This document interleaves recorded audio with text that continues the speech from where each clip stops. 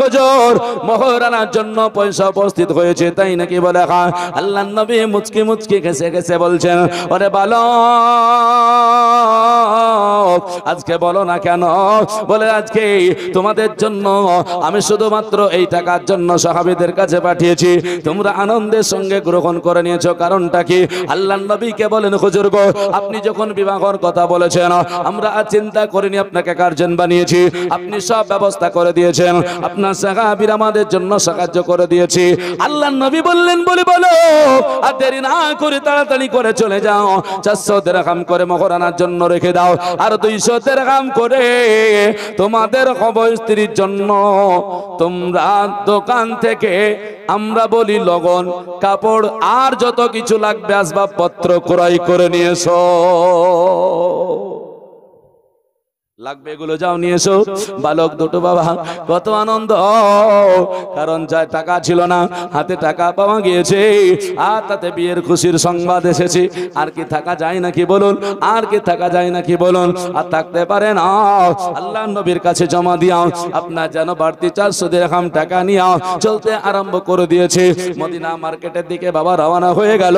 মদিনার মার্কেটে গিয়ে আপনার কাপড় কিনবে, পোশাকগুলো কিনবে, জুতোগুলো কিনবে, নেওয়া আর নিয়ে আপনার যেন চলে আসবে। এদিকে আল্লাহ আল্লাহ সুবহানাল্লাহ আল্লাহ রাসূল সাল্লাল্লাহু তাআলা আলাইহি ওয়াসাল্লামের কাছ থেকে সাহাবীরা এক যুদ্ধে আপনার ময়দানে নেমে গিয়েছে। যুদ্ধের ঘোষণা হয়েছে, মদিনার মার্কেটে আনাগোনা শুরু হয়ে গেল। মদিনার মার্কেটে আপনার আনাগোনা হয়ে গেল। বলে যুদ্ধ আমার যেন ময়দানে নামতে চলেছে। সাহাবীরা এই আওয়াজ কানে চলে গেল। আমার মতো মৌলবি হলে বলে যুদ্ধ হচ্ছে আর বাড়ি যাওয়া যাবে না, আমাকে পাঠাতেও পারবে না, মার্কেটে এসেছে একটু ঢিলঢাল করে যায়, একটু সময় কাটিয়ে যায়, যাতে করে আর যুদ্ধে আমার যেতে না হয়। নাকি বলছেন? এটা আমাদের মতো মানুষ হলো হতো, ওনাদের মানসিকতা দেখুন যেন আপনার কানে চলে এসেছে, শ্রবণ করে নিয়েছে। কাপড় কিনা আপনার প্রায় শেষের দিকে এসেছিল। দোকানদারকে বলল, ভাইয়া গো বলে কি হলো?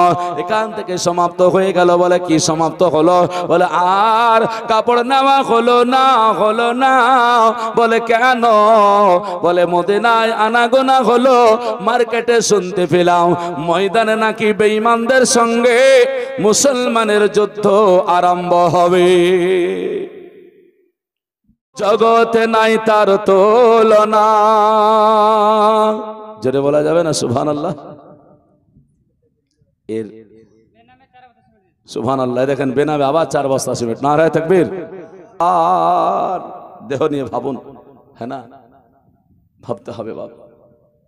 মাটির দেহ এ মাটির তলে পচে হবে ছারখার। মাটির দেহ নিয়ে তোমার ওগো কিসের এত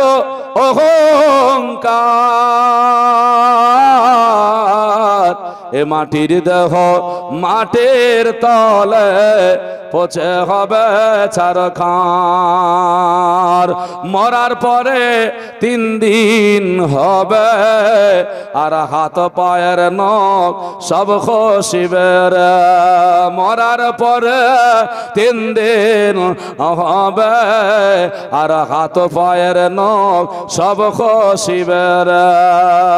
4 দিন কার দিন লোম খসিবে, ওগো 5 দিনে মগজ গলে ছাড়ো ও খর। এ মাটির দেহ মাটির তলে পচে হবে ছারখার।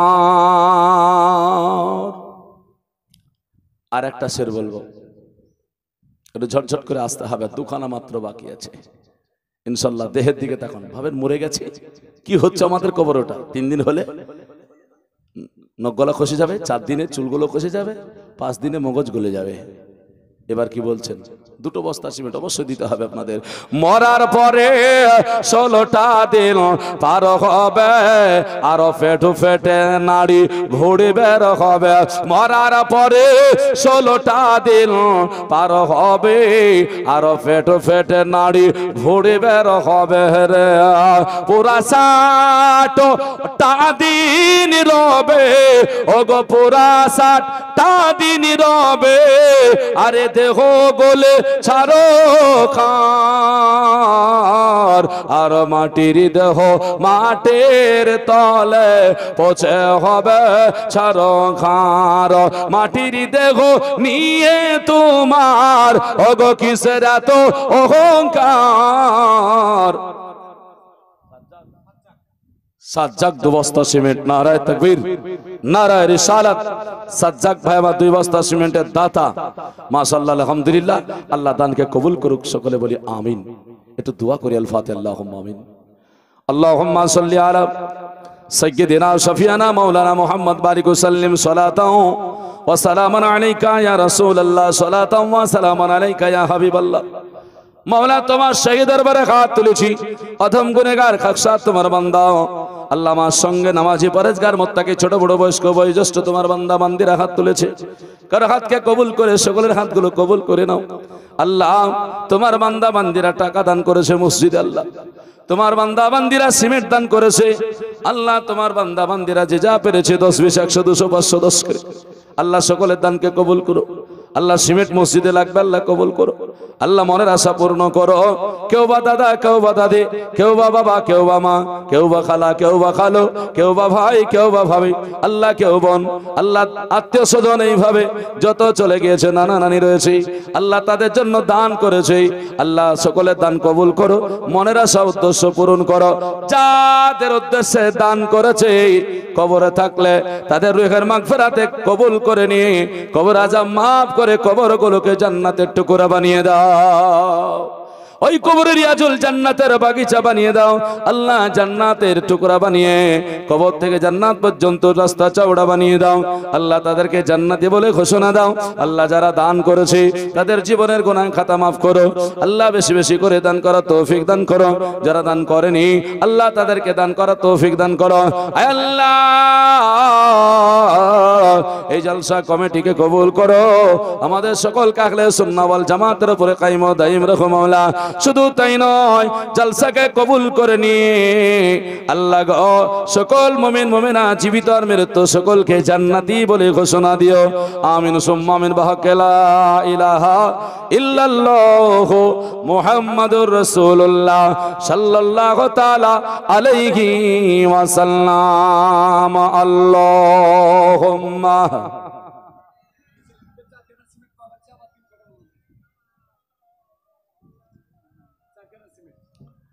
ওয়ালা আলে সাইয়্যিদিনা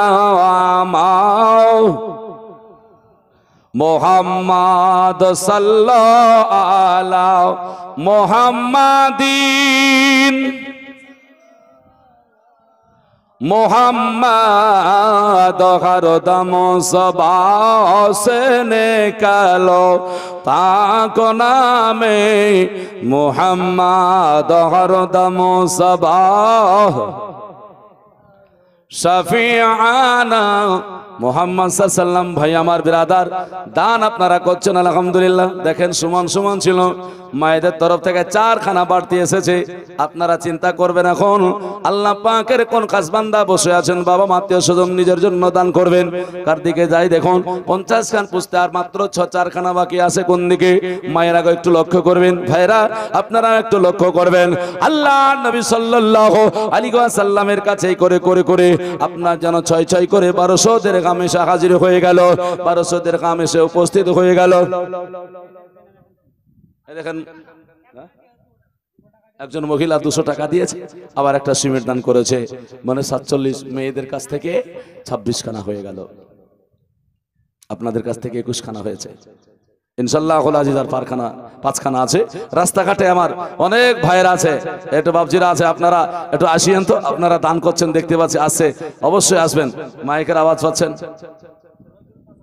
সুবহানাল্লাহ। রহিদুল ভাই কুতি আছে গো? নাই নাকি এখানে? আছে? মাশাআল্লাহ, জাযাকাল্লাহ। এই দেখেন রহিদুল ভাই ৫,০০০ টাকার দাতা। জোরে বলি নারায়ে তাকবীর, নারায়ে রিসালাত, মাসলাকে আলা হযরত উলামা আহলে সুন্নাত। রহিদুল ভাই আমার ৫,০০০ টাকার দাতা। জোরে বলি জিন্দাবাদ। আমির সুম্মা আমিন। আল্লাহ তাআলাকে কবুল করে রব্বুল আলামিন। মুসলমান, আর মাত্র 10টা মিনিট সময়, মানে এক জায়গায় জলসা করে আবার এখানে আসলাম, মানে মধ্যেখানে হয়তো আধ ঘন্টা সময় পেয়েছি, বুঝেছেন? বুকে চলে যাচ্ছে, এখনো কিছু মনে করিনি, তার কারণ মেশিনটা এখনো ঠিক আছে বলে। পরে কি যে হবে আল্লাহ জানে, দোয়া করবেন যেন একটু ভালো থাকে। মানে আবার প্রায় 3.5 ঘন্টা ওয়াজ হয়ে গেল দুই জায়গা মিলে। আপনাদেরকে বলবো একটু এগিয়ে আসতে হবে, আপনাদের এখানে 2 ঘন্টা অলরেডি হয়ে গেছে, হ্যাঁ না? তো রহিদুল ভাই আমার 5,000 টাকা দিল। আমি ভুলেই গিয়েছিলাম যে সিমেন্টে বালি লাগে তা, হ্যাঁ না? এটা বলে আমি ভুলেই গিয়েছি। তবে 5,000 টাকা আসাতে আমার মনে, আল্লাহ নবীকে বলেন হুজুর মহরানার জন্য পয়সা উপস্থিত হয়েছে, তাই নাকি? বলে হ্যাঁ। আল্লাহ নবী মুচকি মুচকি ঘেসে ঘেসে বলছেন, ওরে বালক আজকে বলো না কেন?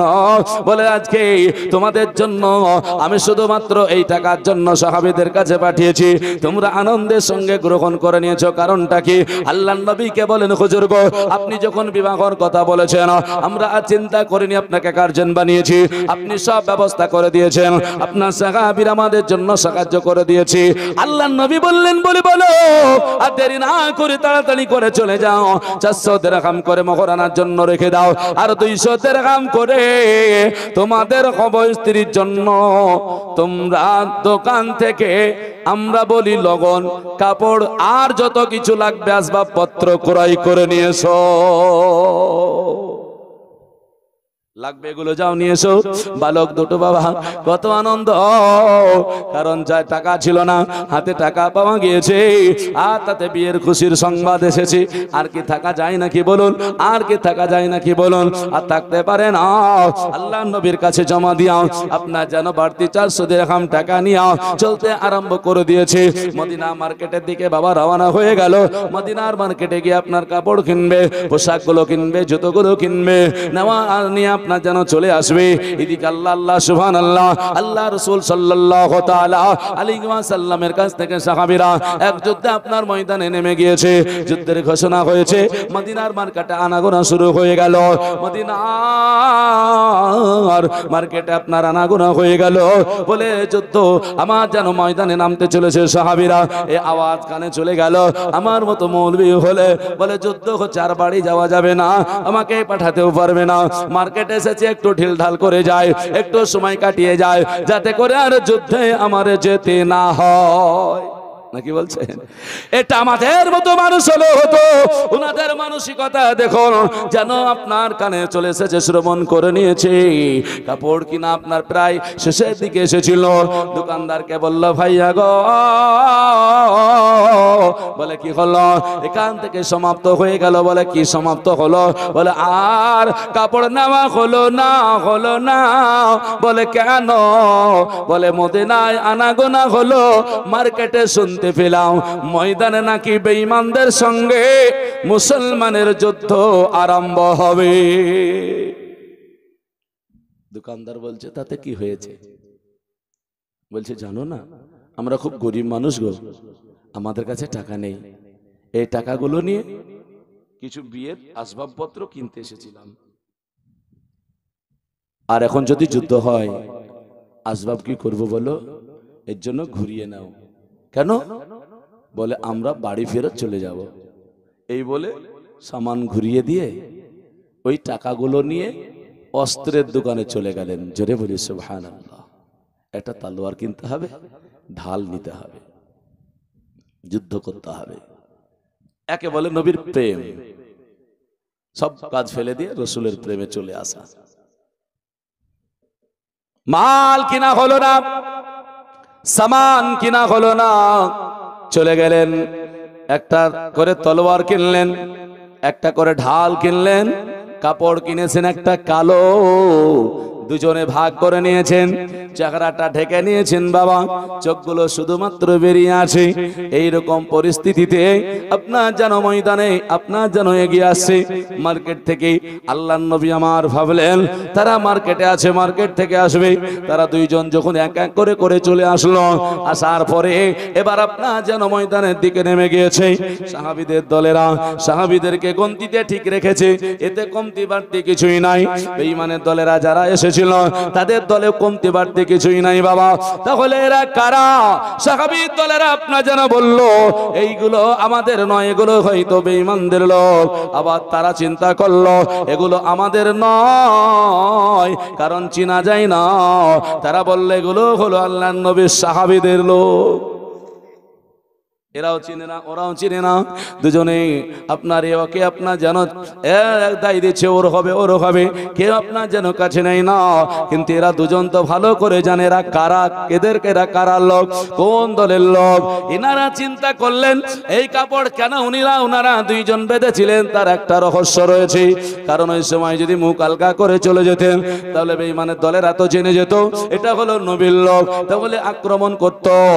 আর আপনার যেন সাহাবীরা যেত, সাহাবীরা বলতো তোমাদের দরকার নেই, চলে যাও, কেননা রাসূলুল্লাহ তোমাদের জন্য বিবাহর আপনার সরঞ্জাম যা কিছু লাগে আয়োজন করেছে, তোমাদের যুদ্ধে আসতে হবে না, তোমরা বিয়ের জন্য চলে যাও, যুদ্ধ থেকে চলে যেতে বলবে বলে কাপড় দিয়ে ঢেকে দিয়েছে বাবা। এটা ছিল ওদের মনের আসল উদ্দেশ্য।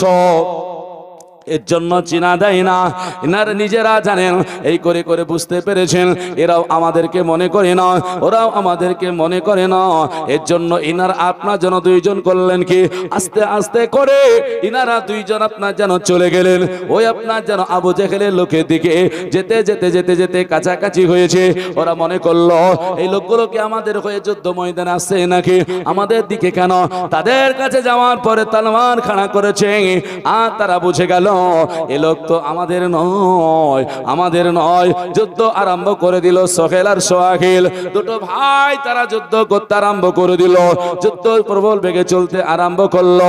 যুদ্ধ চলে যায়, চলতে চলতে দুইজনের হাত কেটে জমিনে পড়ে গিয়েছে, বুকটা চিরে গিয়েছে বাবা, জমিনে পড়ে গিয়েছে। আল্লাহর নবীর সাহাবীরা চিনে নিয়েছে এরা দুইজন ওদের বিরুদ্ধে যুদ্ধ করছে, মানে আল্লাহর নবীর পক্ষের লোক হবে। তাড়াতাড়ি করে আপনার যেন চলে গেলেন সাহাবীরা তাদেরকে একটু বাঁচাবো বলে, কিন্তু দুইজন দলের মধ্যে চলে গেলে অত তাড়াতাড়ি কে বাঁচানো সম্ভব হবে নাকি। তলোয়ার চালিয়ে দিয়েছে, সাহাবীরা কাছাকাছি চলে গিয়েছে, জমিনের বুকে দুইজন পড়ে রয়েছে। আল্লাহর নবীর সাহাবীরা জিজ্ঞাসা করলে বলো বলো আজকে কেন তোমরা এখানে রয়েছো, বলো বলো আজকে এখানে কেন এসেছো। কাপড় তুলে বলল, চোখের পানি ঝরায়া আপনার যেন বলে হাত কেটেছে তার জন্য চোখের পানি ঝরাই না, বুক চিরে গিয়েছে তার জন্য চোখের পানি ঝরাই না, একমাত্র যদি চোখের পানি ঝরাই আছে সেই দিন বলল আল্লাহর নবীর সাহাবীরা এসে গিয়েছো যখন এক নজর আমার রাসূলকে খবর দাও, আমরা রাসূলুল্লাহর চেহারা একবার দর্শন করব। হাত কেটেছে এতে কোনো আমাদের কোনো রকম আপত্তি নাই, তবে রাসূলুল্লাহর চেহারা দর্শন করব। আল্লাহর নবীর সাহাবীকে খবর দেওয়া হলো। আল্লাহর নবীর সাহাবী ছুটে আসলেন। আল্লাহর নবীর সাহাবী বলছেন, ওরে সোহেল সোহাইল আজকে বলো না তোমাদের জন্য এত কিছু করলাম, তোমরা এখানে কেন। ছেলে দুটো বলে, ইয়া রাসূলুল্লাহ ইয়া হাবিবাল্লাহ, নবী গো আপনারে কি বলবো, আপনারে কি জানাবো নবী গো। মদিনার মার্কেটে গিয়ে দেখলাম আপনাদের আপনি এখানকার কথা শুনলাম, যুদ্ধের দামামা বেজে উঠেছে, আর কি থাকা যায় নাকি। এই কারণে আমি রাত থাকতে পারিনি, ময়দানে এসে হাজির হয়েছি। মুসলমান সুবহানাল্লাহ, দেখেন নাম বলেনি, বেনামে 400 টাকা দান করেছে। আল্লাহ পাক দানকে কবুল করুক সকলে বলে আমিন। মাত্র 4 খানা সিমেন্ট, আমি বক্তব্য শেষ করবো। মানে বক্তার জন্য, মানে বুঝতে পেরেছি উনিও জলসা করে আসছেন, আমি তো চিনছি ওনাকে, হ্যাঁ না, সুমধুর কণ্ঠী মিষ্টি ভাষী বক্তা নকলে আমিরউদ্দিন, হ্যাঁ না, শুনবেন বুঝতে পারবেন। আমি আপনাদেরকে প্রথম থেকেই একটু একটু করে জীবনী যদিও টেনেছি, রসুলের মর্যাদা আলোচনা করেছি আর দলিল পেশ করেছি আপনাদেরকে। আল্লাহর নবী কত মহান বলছে ভালো মুসলমান না মুসলমান আমার ভাইরা ওবায়দুল্লাহ না, হ্যাঁ ওবায়দুল ইসলাম জামালি ভগবান গোলার, হ্যাঁ না। তো যাই হোক, যে কথা বলছিলাম, নবী বলছেন তোমরা এখানে, বলে হুজুর আপনার মহব্বতে, আপনার প্রেমে, আপনার জন্য এসেছি, তাই নাকি? বলে হ্যাঁ ভালো। নবী বললেন সব পড়ে থাকলো। নবীকে বলছেন হুজুর অসুবিধা নেই, দুঃখ নেই, কষ্ট নেই, কোন রকমের ব্যথা নেই হুজুর, তবে দয়া করে একটা জিনিস হুজুর, আমরা যদি দুনিয়া ছেড়ে চলে যাই, কিয়ামতের ময়দানে আপনাকে আমরা দেখতে চাই, আপনাকে আমরা পেতে চাই। আমার রাসূল সাল্লাল্লাহু তাআলা আলাইহি ওয়াসাল্লাম বললেন চিন্তা করো না, আমার আল্লাহ রাব্বুল আলামিন আমাকে এমন ক্ষমতা দান করেছে, আল্লাহ পাক আমাকে এমন ক্ষমতা দান করেছে, ওয়া ইয়াকুনা রাসূলু আলাইকুমুশ শাহিদা। আল্লাহ পাক সূরা বাকারার 2য় পারাতে বলেছেন, আল্লাহ তাবারক ওয়া তাআলা জানিয়ে দিয়েছে কিয়ামতের ময়দানে আল্লাহ আমাকে সাক্ষ্যদাতা করে, সুপারিশদাতা করে দাঁড় করবে, আমি তোমাদের জন্য সুপারিশকারী হয়ে যাব। নবী মুস্তাফা সুপারিশকারী হবেন, কিন্তু অনেকেই নবীকে এসব মানেই না, বলছে নবী শাফাত করবে কি, নিজের জন্যই ব্যস্ত থাকবেন, কি করে পার হব। এরকম আকীদা যদি একজনে থাকে হাত তুলেন তো দেখি, এখানে আছে যে নবী নিজের জন্য ব্যস্ত থাকবেন, নবী কি করে জান্নাতে যাবেন, এটা আকীদা আপনাদের হবে? হ্যাঁ, কিন্তু আকীদার ছেলে আমাদের অনেকে হয়ে গেছে, অনেকে হয়ে গেছে এরকম। ভাই এইরকম যদি আকীদা থাকে তাহলে মুশকিল। যেমন কোরআন হাদিস, যদি কেউ মনে করেন আপনারা যে কোরআন হাদিসই মানবো আর মানবো না, তখন তওবা করতে হবে, বুঝেছেন? যদি শুধু বলেন যে কোরআন হাদিস থাকলে মানবো নচেত মানবো না, তখন তওবা করতে হবে। শরীয়তের দলিল 4খানা আর আপনি বলছেন 2খানা মানবো 2খানা মানবো না, তো তওবা করতে হবে না? বাপের ঘরের জিনিস নাকি আপনি পটপট করে বলে দিচ্ছেন কোরআন হাদিসে থাকলে মানবো নচেত মানবো না। কে বলেছে এই কথা? খবরদার বলিয়েন না, খবরদার নয়, এগুলো বলতে নেই, ফেসে যাবেন, ধ্বংস হয়ে যাবেন। দুনিয়ায় কিছুদিন ভালো থাকবেন, তারপর আর ভালো থাকবেন না। তো মুসলমান আমার ভাইয়েরা গো, দয়া করে মায়া করে আপনাদেরকে বলবো, খবরদার এই ধরনের কথা বলেন না। কেন জানেন? সুফিয়া 100 টাকা দান করেছেন। মুসলমান, একটা একটা করে আপনাকে বুঝিয়ে দিই দুটো, তাহলে বুঝতে পারবেন। ধরেন একটা ছেলে তার স্ত্রীকে তালাক দিল, বুঝেছেন? একটা ছেলে তার স্ত্রীকে তালাক দিল। আচ্ছা, ওই মেয়েটা কতদিন পর বিয়ে করতে পাবে? 3 মাস। অন্যজনকে, ওকে লয়, অন্যজনকে। তো এটা আমরা 3 মাস কোন হিসাবে বলি? আমরা 3 মাস যে বলি, এটা কোন হিসাব? আমাদের হিসাব হলো যে একটা মেয়ে মাসান্তর পবিত্র হয় অপবিত্র হয়, নাকি বলছেন? এই হিসাবে আমরা হয়তো বলি যে মেয়েটা এই স্বামীর কাছে ছিল, এখন 3 মাস এমনি থাকবে, তারপরে অন্যজনকে বিয়ে করতে পাবে। কিন্তু ছেলেটার জন্য শর্ত নাই, মেয়েটার জন্য শর্ত। তো এই 3 মাসটা আমাদের, আর কোরআন বলছে ইয়াতারাব্বাসনা বিআনফুসিহিন্না সালাসাতা কুরুইন। যখন কোনো মহিলা তার স্বামীর কাছ থেকে তালাক পেয়ে যাবে, তখন নিজের নাফসকে রুকে রাখবে 3 কুরু পর্যন্ত। কুরু মানে কি? কুরু মানে দুজন ইমাম 2 মত নিলেন। ইমাম দেখেন এবার মানতে হবে কি হবে না, দেখেন কত সহজ। তবে এই মেয়েটার বিয়ে আপনি দিতেই পারবেন না, না হলে দুটো মত, ইমামে শাফি রহমাতুল্লাহ আলাই আর ইমামে আবু হানিফা রহমাতুল্লাহ আলাই, দুজন দুটো মত প্রকাশ করলেন। একজন মত প্রকাশ করলেন হাইজ, আর একজন মত প্রকাশ করলেন তুহুর। এখন কথা হলো যে আপনি কোন হিসাবে মেয়েটার বিয়ে দেবেন? কোরআন হাদিসে ফয়সালা নাই, কোরআন হাদিসে এ ফয়সালা নাই মেয়েটা কতদিন পর বিয়ে করবে। কোরআন বলছে 3 কুরু পর্যন্ত। এবার 3 কুরু মানে কি? তো 3 কুরু মানেটা কি? ইমাম আজম আবু হানিফা আর ইমামে শাফি রহমাতুল্লাহ আলাই যে মত প্রকাশ করেছেন, আমরা তার বাড়িতে যেতে পারবো নাকি? তাহলে আপনি যদি বলেন যে 3 হাইজ পর বিয়ে করতে পাবে, তাহলে ইমাম আবু হানিফা রহমাতুল্লাহ আলাই স্মরণকারী হয়ে গেলেন। আবার যদি বলেন না, ও হাইজ পবিত্র পাক হয়ে যাবে তারপরে বিয়ে করতে পাবে, তো ইমামে শাফি রহমাতুল্লাহ আলাই স্মরণকারী হয়ে গেলেন। আর আপনি যদি বলেন না, তাহলে আপনি কোনটা বুঝান? আর যদি বলেন মাস, তো কথার কথা আপনাকে বলছি, 3 মাস মেয়েটার হাইজ হয়নি, ও অপবিত্র হয়নি, বিয়ে করতে পাবে? ও না, পাবে না। কারণ শর্ত হলো 3 মাস ওকে ওই অপবিত্র হতে হবে এবং পাক হতে হবে, এটা শর্ত 3 বার। তো এখন ও যদি 3 মাস অপবিত্র নাই হয়, ওষুধ খেয়ে নিল ধরেন, বা 3 মাস অপবিত্র হলো না, তো মেয়েটার বিয়ে করতে পাবে না। তাহলে আপনার মাস আপনি ডাইরেক্ট ধরলে হবে না, ওই ইমামদের অনুসরণ আপনাকে করতেই হবে।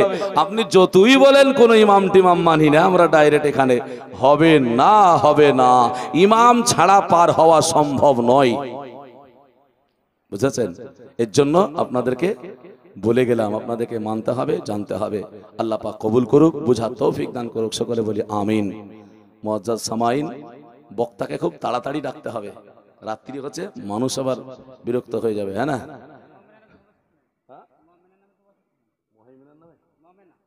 মমিনার নামে 2 বস্তা সিমেন্ট দান করেছে, মাশাআল্লাহ, আলহামদুলিল্লাহ। মিজানো 2 বস্তা, মাশাআল্লাহ, আলহামদুলিল্লাহ। এই দেখেন 4 বস্তা কম ছিল, হ্যাঁ 4 বস্তার কথা বলছিলাম, তো 4 বস্তা পূর্ণ হয়ে গেল, 50 বস্তা হয়ে গেছে, আর অসুবিধা নেই, আলহামদুলিল্লাহ, জাযাকাল্লাহ। যাই হোক, আমি দোয়া করে শেষ করব, যেহেতু হযরত চলে আসছেন ইনশাআল্লাহুল আজিজ, হ্যাঁ ওনাকে মাইক্রোফোন দিয়ে দেব। সবার জন্য আমি খাস করে দোয়া করব, হ্যাঁ সবাই অন্তর থেকে দোয়া করবেন। আমি কোরআন থেকে আয়াত তেলাওয়াত করে সামনে রেখে আলোচনা রাখতেছিলাম ইনশাআল্লাহুল আজিজ। তো যাই হোক, আপনাদের কারো কাছে একটা বালি চেয়েছিলাম, তো শেষখানে যদি হয়